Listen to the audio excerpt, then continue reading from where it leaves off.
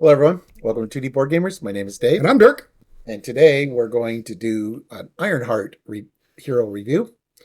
Now, I say this in every video, but IronHeart has something very unique. I think they all have something. They all have something unique. very unique, but IronHeart has something extremely unique. So Yes. we're going to go over her.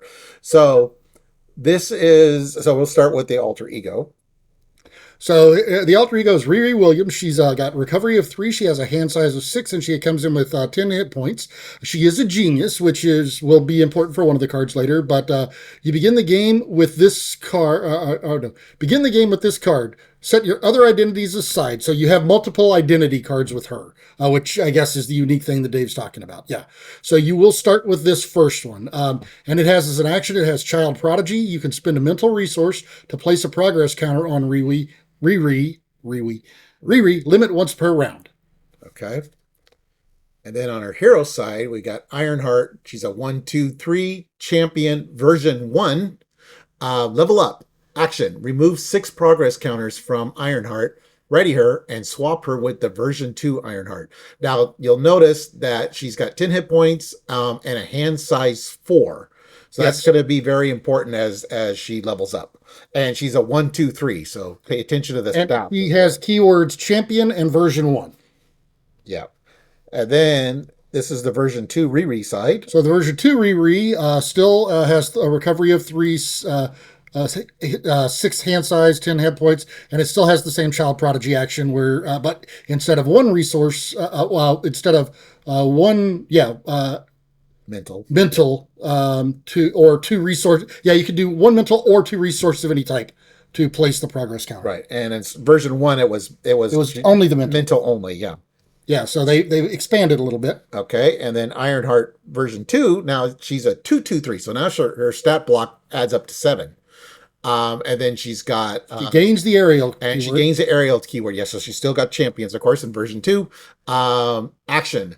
Remove 6 progress counters from Ironheart, ready her, give her a tough status card, and swap her with the version 3. Yeah, so I like the fact that her upgrade itself is upgraded as well. So the process of upgrading, I like that. And then version 3. Okay, so in version 3, her Child Prodigy action changes to spend a resource of any time, of any type, to place a progress counter here. So now she can do a single resource of any type. So okay. Oh, and I did forget, on version 2, she's a hand size 5. Oh, yeah. And now on version 3, she's a 3-2-3, so that adds up to 8. And a hand size 6. Right, and she's got a built-in thwart now with 3. So this is what when we did our Phoenix review, where we said Phoenix was the only hero that starts with a thwart 3. Riri can get to a natural thwart 3. So it's got maximum efficiency. Hero action, remove 1 progress counter from Ironheart to deal 2 damage to an enemy, and she's a hand size 6. Yeah. So you could still she's got a lot of cards that allows her to earn progress counters, so they came up with a way with after you've leveled her up, the progress counters are still useful, so you can spend them to do damage. And it's really nice. It's kind of fun where you build up enough progress counters and then you can take the villain out with like 1 hit. Yeah, because there's nothing limited the number of progress counters that you can put on her, and you also do not have to exhaust to use the progress counters. Yeah, so you're sitting there. You can do a really big swing. Yeah, it's like, okay, I'll spend these 25 progress counters and do 50 points to the villain. Or if you needed to, you could spread it out between multiple different minions if you needed to as well. Right, and it's also a hero action, so when someone like goes, can you knock the tough off? It's like you can spend 1 progress counter to do 2 damage and knock a minion's tough off, so that the other player can, kill that minion with overkill or whatever, So it's very versatile. Okay, then we're going to look at her hero kit cards. So the first thing we've got here is her signature ally is Braun. Braun is a 4-cost ally. He thwarts for 2 and he attacks for 3. He is a Gamma champion. And when he's exhausted, he gains a resource ability, so he can generate a mental resource, which, remember, she does have to use mental resource for some things. So that's really nice, the fact that, I think I really like his ability. I mean, it's a cool ability, and I never really paid a lot of attention to it before we actually came to look at her on this for this specifically. So I'm actually think I'm going to utilize him a little bit more in the future. Then we've got her thwart event. We have 2 copies. It's called Flyover. 2 cost event, thwart, hero action, remove 3 threat from a scheme, and place 1 progress counter on Ironheart. 2 progress counters instead if this thwart removed the last threat from that scheme. So just by using her events, you can gain progress counters. So that's great. Yep. So that's that one. All right. We've got 3. 3 copies of Photon Beam, right? Oh, Yep. 3 copies of Photon Beam. It's 2 cost event. It's an attack event. Similar. This one is it's an attack. You can deal 4 damage to the enemy and place a progress counter on Ironheart, and you do 2 instead if it defeats the enemy. So, yeah, something very similar, just the attack version of that instead of the thwart. All right. And again, she's got 3 of those. Of new and improved, it's a skill. It costs 3. Hero action. Choose X different options where X is equal to Ironheart's version number. So this card just gets better throughout the game. Yep. You can search your deck for an Ironheart card and add it to your hand. The other option is give Ironheart a tough status, or you can ready her, or all 3 if you're version 3, Yep. which is nice. All right, next we've got Sector Scan. It's a 3 cost event. You can reduce the cost to play Sector Scan by X, where X is equal to her version number. So again, this one becomes less expensive to play the further into the game you go. Even though it's a printed cost of 3, which does matter with some things, the most it's going to cost you by default is 2, because you're always can reduce it by version 1. Well, as long as you're actually playing it as a hero action. Oh, no, it is a hero action. Duh. But as a hero action, until the end of the round, you can look at the top card of the encounter deck at any time. Yeah. So this one's really nice if you have things that interact with that, to where you can get a benefit from looking at the top card of the deck. There's several different allies that do that. And like teaming up with Silk, Yeah. that could be very useful for her, teaming up with Scarlet Witch for knowing, like, what the top card is for Hexbolt, or, that kind of stuff, so Yeah. a lot of times where you want to know what the top card of the encounter deck is. Yeah, it's nice with Atlas Bear, because then you know if you need to exhaust her, and then take the damage to pull the card in. I thought that was a player deck. Atlas Bear? Yeah, because it's like if it's an event, you can do a damage. That's the encounter deck. Oh, the encounter deck only. Never mind. My bad. All right. Then we got 2 copies of a resource card called Stroke of Genius. After you spin this card, place 1 progress counter on your identity and draw a card, and it generates a mental. So it only generates 1 resource, but it also is giving you a progress counter, and it's drawing you a card. So yeah, that's pretty good. Then we've got her mom here, Ronnie Williams. Ronnie Williams is a 1 cost support. She has a persona. As an alter ego action, you can exhaust her, and you could choose to either heal 2 damage to Riri or place 1 progress counter on Riri. All right. Then we got a 2 cost support, Tony Stark AI. Exhaust Tony Stark AI. Look at the top 2 cards of your deck, add 1 to your hand, and discard the other. So it allows you to go through your deck to get the critical cards that you want out. Okay, now these next 2 cards are amazing. So this is the first one. The first one here is Photon Blaster. It's a 2 cost upgrade. It is a tech weapon. You get 2 additional hit points whenever you play this, but you can exhaust this and deal damage to the enemy equal to your version number. So again, this is another one of those that improves as you improve her. But every turn you're doing damage. You're doing a minimum of 1 damage, and it gives you extra hit points, which is nice. And then this is the thwarting version of that. Propulsion Jets, 2 cost upgrade. Tech, you get +2 hit points. Exhaust Propulsion Jets, remove threat from a scheme equal to Ironheart's version number. Yep. Okay, and then we're going to look at her obligation. So her obligation here, it's a minor setback. You give it to Riri, and you remove 1 progress counter from her identity. Then you discard this card. If no progress counters are removed this way, you deal yourself a face down encounter and shuffle this back into the encounter deck.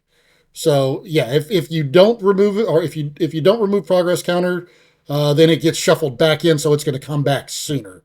So this is a little bit different take on the obligations there. It was one of the first ones that didn't go away.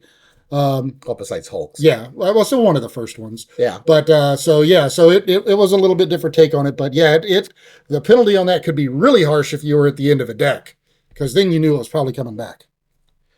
All right. Then her Nemesis set, is that blurry? Looks like It is. It is blurry. Yeah. I mean, I realize my eyes aren't the greatest, but that was definitely blurry. Now it's even worse. There we go. Okay. So, looking at her Nemesis set, we got Rule by Force. When Lucia von Bardas, that's her signature Nemesis, which we'll get to in a minute, is in play, this card gains a hazard icon. And when she's not in play, this card gains an acceleration icon, and it comes in with 4 threat. And they actually spell it out for Dirk's benefit.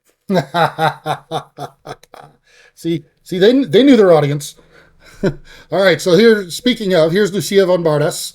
She is a criminal cyborg elite. She schemes for 2. She attacks for 1. She has 4 hit points. But while she has a tough status card, she gets +1 scheme and +1 attack. And as a forced response, after the villain phase ends, you give her a tough status card. So if she sticks around until the end of the villain phase, she's going to become tough, and then she hits harder. So okay. Then we have an attachment. This is Cyborg Tech. This gives her attached to the minion with the most traits. If you cannot, this card gains Surge. It gets +1 attack. She comes in with 3. She's got 3 traits. She's got 3 traits, yeah. Attached minion gets +3 hit points and gains Retaliate 1. And as a boost, deal this card to yourself as a face down encounter card. So you're basically... Yeah, so this one comes out and you're getting it. You're getting it even if it's a boost. Yeah, unless you've got a way specifically to avoid it. And then the last thing we got here is 2 copies of Political Retribution. This is a treachery. When you're revealed, if Lucia is in play, then she schemes. And if Rule by Force, which is the side scheme, is in play, you place 3 threat on it. If neither one of these is in play, then the card just simply gains Surge. So it's one that if those are out, it makes them worse. Okay, so with Ironheart, so she's a champion, so you can build a champion tribal deck. We've shown a few cards here, but if you want to see the complete champions ally breakdown, check out our Miles Morales. Then when she gets to version 2 and later on version 3, she gains Aerial. So we're not going to go through all the Aerial cards. See like our Angel. The Angel deck, we went over Aerial pretty well there. Yeah. But we're gonna highlight a few cards that we think are specific for her. But just you can do Aerial tribal and you can do champion tribal. So team building exercise would be great. Yes. Obviously. Okay. So we have 1 card here for aggression. So yeah, the first one we got here is the Locust. So the Locust is a 2-cost ally. Locust, she thwarts for 1 with 2 consequential. She attacks for 1. You can only play this if you have the champion trait, which you do. But after Locust enters play, you can add an aggression card event from your discard pile to your hand. So basically, she does cost you 2 to play, but she gives you a card back that you can turn around and either use for a resource or play as well. So I thought she was a really good one for that. All right, then we got Quasar, 3-cost ally, 1 thwart, 2 attack, 3 hit points. He's not a champion, but he is Aerial. So we got Aerial Guardian. So after Quasar enters play, remove 1 threat from each scheme in play. Yep. And I love that it's not just side schemes, so it does the main scheme as well. Another one we got here is Captain Britain. Captain Britain's a 4-cost ally, thwarts for 3, attacks for 3. Both of those are double consequential with 3 hit points. However, and he's got the Aerial trait, which is why he's in here. But Captain Britain takes 1 less consequential damage after he thwarts a side scheme or attacks a minion. So he's really great for side schemes and minions. Okay. Then we got Cloud9. She's a 3-cost ally, 1 thwart, 1 attack, Aerial champion. Exhaust Cloud9, choose a player until the end of the phase. Each Aerial card that player controls. Characters, but yeah. Area character that player controls gets +1 thwart. Yeah. We've got Falcon, who's a 4-cost ally, thwarts for 1, attacks for 2, and has 3 hit points. He is an Aerial champion as well. And after he attacks or thwarts, you can spend a mental resource to ready another champion character you control. So you can ready Riri and use her stacked up stats once you've got her up to level 3. Okay. Version 3. This is very similar to the triple champion deck we talked about in... Was that Nova? I think we talked about. I can't remember now. It was Nova. It was one of them. Nova or Miles. I think it was Nova. I think it was Nova. Yes, this is a 3-cost ally, 2 thwart, 2 consequential, 1 attack, 4 hit points. He's a champion. After Patriot enters play, choose a champion character. That character gets +1 to each of its basic powers until the end of the round. So remember the combination. It's Falcon, Patriot, and another champion character. Like Cloud9. Yeah, or Ironheart. Ironheart in this case. Yeah. Okay. And now these cards, well, they came in her her hero pack. Yeah. But these are really good for her. Yeah. And again, these get better as the game goes out. Yeah. So this is Go All Out. It's a 2-cost event. It does require energy. It's an attack event, but as a hero action, you can exhaust your hero and deal damage to the enemy equal to the total of your hero's thwart, attack, and defense values, which, remember, by the time she gets up to version 3, we're looking at 3/2/3, so she's doing 8 there with that card for 2 cost. Okay, leave that. Yep. Then we have an attack version. The thwart version. The thwart. Well, that was the attack. Oh, the thwart version. Yeah. So this costs 3. Requires a mental, which she does have a lot of mental in her deck. Yes. Hero action. Exhaust your hero. Remove threat from a scheme equal to the total value of your thwart, attack, and defense. Yeah, and my theory on this one is it costs a little bit extra because A, it's thwart, and B, you do have more mental, so it's a little bit easier to meet the requirement. Well, for her specifically. Yeah, for her specifically. But yeah, but normally for most heroes that's 3 for 6, but for her you're doing 3 for 8. So I mean that's on par with Crisis Averted. Yep. Right, then we've got Starhawk. Starhawk is a 2-cost ally. He thwarts for 1. He attacks for 2 with 2 consequential. He's got 3 hit points. He is an aerial character, but as an interrupt, whenever Starhawk takes damage exactly equal to his remaining hit points, you can return him to your hand. So, I mean, he's in here because he's aerial, but he is nice because you can manipulate it with the thwart and the attack there so that he takes exactly 3 to bring him back so that you can keep reusing him. All right, and then this is the perfect hero to play. This is ally. The one card that screams Ironheart more than any other card to because you're either a champion or a genius, no matter what form you're in. So it's a 3-cost ally, 2 thwart, 2 attack. Both have 2 consequential, costs 3 hit points. Sorry, champion, genius. Play only if your identity has champion or genius. You have both. After you play Moon Girl from your hand, draw 1 card for each mental resource used to pay for this. And like again, you saw there's a lot of mental cards, and we have another mental generator coming. And remember, whenever she's in, one of the cards, she generates a mental while she's in here. Yeah, her resource. With one of her cards. I don't remember which one it is. Her resource cards generate mental, but just the fact most of her cards are mental anyways. Yeah, so I mean, so that one just screams that it was just feels like hers. And we have a card coming up that's going to be important too. Yep. Then we've also got Vivian here. Vivian's a 2-cost ally. She thwarts for 2 with 2 consequential, and she attacks for 1.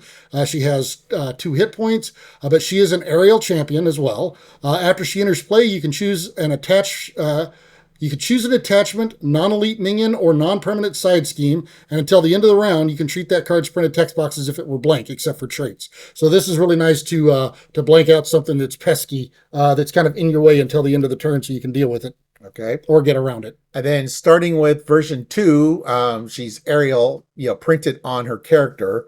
So the Power of Flight is another good card. This generates an energy, double the number of resources this card generates while paying for an aerial card. But one of those leadership cards, the attack one, I think it was. You gotta spend at least 1 energy. So this card could help with that, even though it's not an aerial card, but. Oops. Of course, then because she's a champion here, you do have the option of the Go for Champions, 3-cost event, max 1 per deck. You can only play it if you're a champion, but each champion character in play, and this is allies included, cannot take damage until the end of the round. So that includes consequential damage or damage from the enemies as well. So this one's really nice. Again, there's the caveat to this one that it was errated, so that it once it's played, it's removed from the game. So you can't, have everybody have a copy of this and keep playing them throughout the game anymore. And then we also have, since she's a champion, she can play the Champion Mobile Bunker, 2-cost support, Champion Vehicle, exhaust Champion Mobile Bunker, choose an identity with a champion trait. The player who controls that identity may draw 2 cards and then discard 2 cards from their hand. So it allows you to kind of cycle to a card you need, especially if you need like one of the resources or something. It enables you to get those a little easier. Speaking of resources, so we've got Ingenuity. It's a 2-cost upgrade skill. You can only play this one if you have the Genius trait, so you do have to be down to play this. But then after you've played it, you can exhaust Ingenuity to generate a mental resource. Now you don't have to be a genius to use it, just to play it.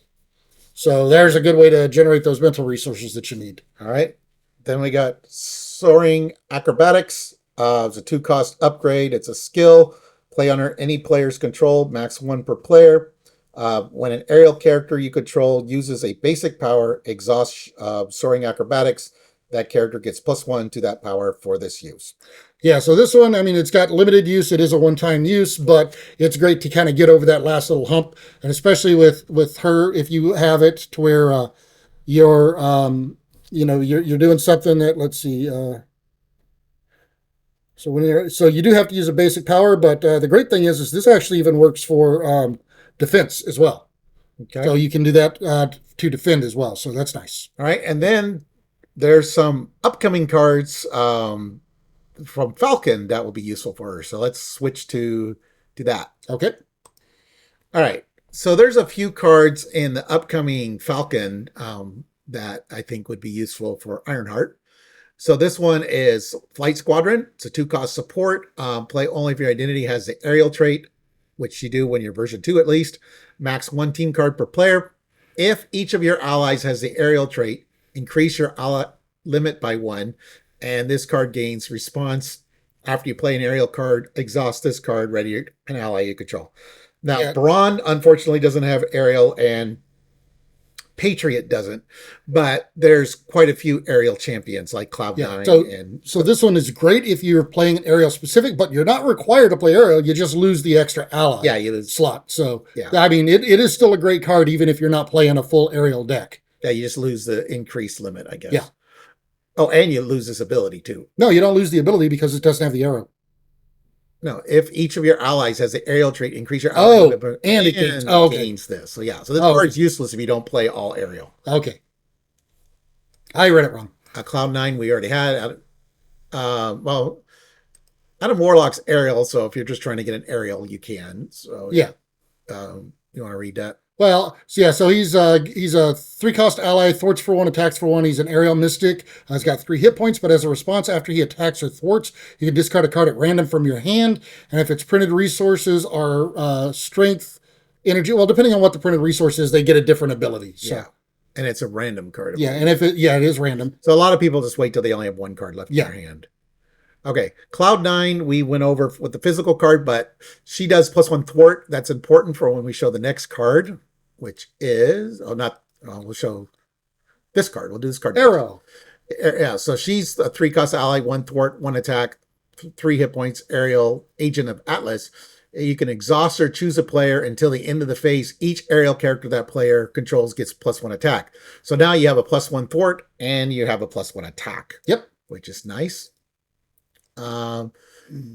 This one, you got aerial, and we already saw Mystic and some of the other ones. So if you decide to play that, you can. Yeah, but if you're doing this, if you look at her, she has 3 keywords on herself whenever she gets to version 2 or 3.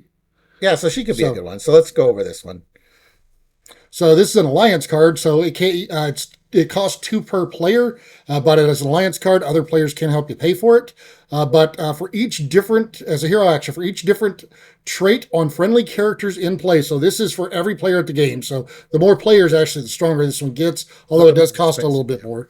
But you can remove 1 threat from a scheme, and you can deal 1 damage to an enemy, or deal 1 damage to an enemy for each different trait on friendly characters. So if you've got a lot of keywords out there, and so this is one that it benefits you to actually coordinate with the other players out there to make sure that you've got as many keywords as possible to play this one, because it can get expensive to play, but it can do a really big thwart or damage swing. Yeah, if you're playing 4 players and the other 3 players are all playing tribal decks, with like, I'm an Avenger, and I'm an Avenger as well, and I'm an Avenger. Well, then it's like, there's no point putting this card together. Yeah, not as strong.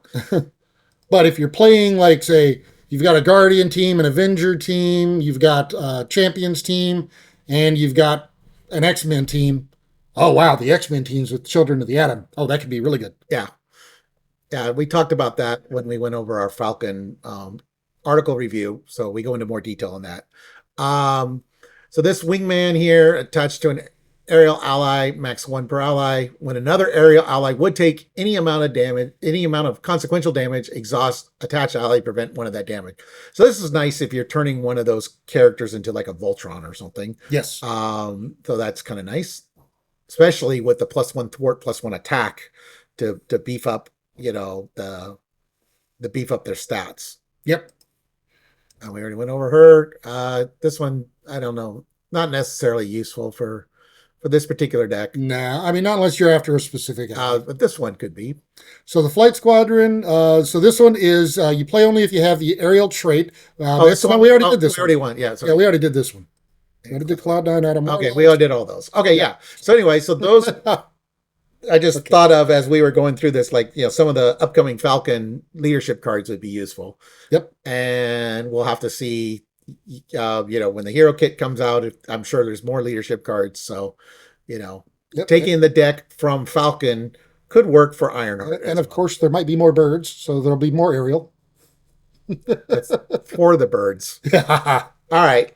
Well, anyways, thank you for watching, everyone. Please like and subscribe. And if you want to see more content by us, go ahead and hit that notification bell down there, and you will get alerts whenever we post new videos.